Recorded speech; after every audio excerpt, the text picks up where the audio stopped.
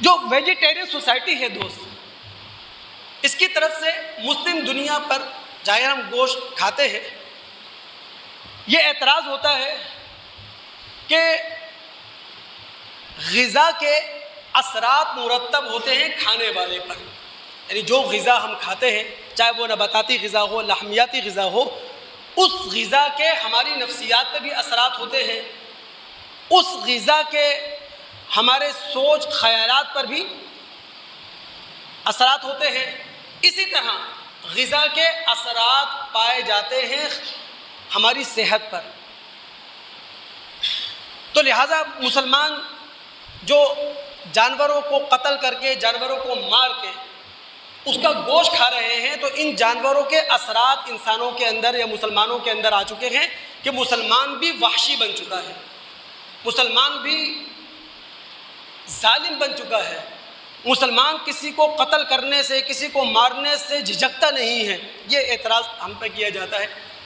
حالانکہ اعتراض کرنے والوں کو یہ دیکھنا چاہیے، یہ سوچنا چاہیے کہ مسلم دنیا جن جانوروں کا گوشت کھاتی ہے وہ خود معصوم ہے، تو ان کا جو اثر ہم پر ڈیولپ ہونا چاہیے، ان کا جو اثر ہم پر منتقل ہونا چاہیے وہ کیا ہے؟ معصومیت۔ ہم بھیڑ بکری کا گوشت کھاتے ہیں، ان سے معصوم بھی کوئی جانور ہوتا ہے؟ ہم گائے، بیل، اونٹ کا گوشت کھاتے ہیں، ان سے بھی کوئی معصوم جانور ہوتا ہے؟ حالت یہ ہے ایک بیل ایک گائے کے گلے میں آپ رسی ڈالتے ہیں اور بچے کے حوالے کر دیں، لیلی پھرتا ہے۔ ایک اونٹ اس کی ناک میں نکیل ڈال دیں، اس کی مہار بچہ لیے لیے پھرتا ہے، ان سے بھی کوئی معصوم جانور ہوا کرتا ہے؟ تو ہم مسلمان معصوم جانوروں کا گوشت کھاتے ہیں، معذرت کے ساتھ شیر، چیتے، کتے، بلی، ان کا گوشت ہم نہیں کھاتے کہ ان کے ظالمانہ اثرات ہمارے اندر منتقل ہو جائیں۔